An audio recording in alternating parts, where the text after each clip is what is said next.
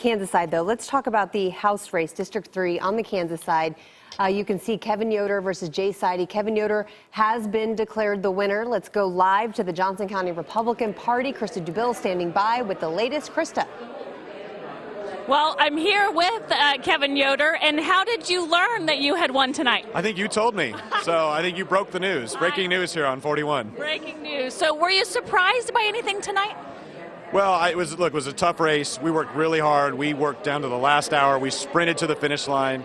And, you know, we got support from people on both sides of the aisle. And regardless of the divisive tone of this national election, you know, we focused on our message, reaching out to voters on both sides of the aisle, and talked about the things we've accomplished. You know, we've had a track record of getting things done for this community. I've been a strong supporter of public education, a big supporter of our veterans and our troops and medical research, and we've got a big agenda we focused on. I think that resonated with the voters in a positive way.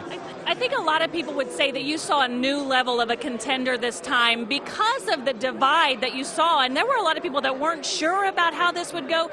Do you take something away from that as you move forward?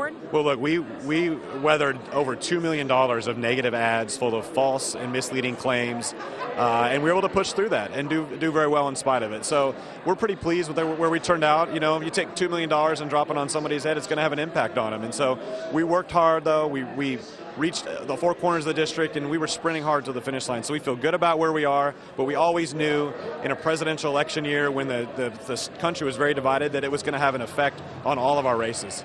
And I'd be remiss if I didn't talk to you about what's happening on a national level with this presidential race. Talk about how you're feeling about what you're seeing on the television. Well, I think there's change in the air. People want to see something different out of this government. You know, we've seen 8 years of this current president.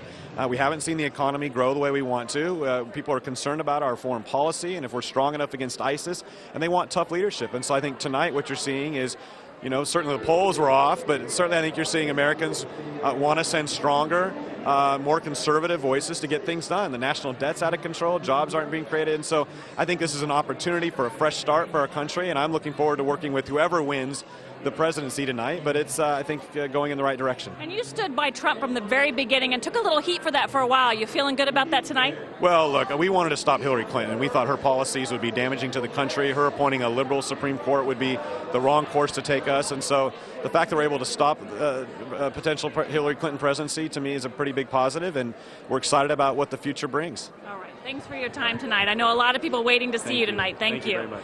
So here we are live at the Republican Party's watch party at the Johnson County Marriott, or the Overland Park Marriott, and everybody was really waiting for this race to be called because this kind of wraps up the night for this election day 2016 from the standpoint of Johnson County. For now, I'll let you guys get back to the big races. Krista Dubill, 41 Action News.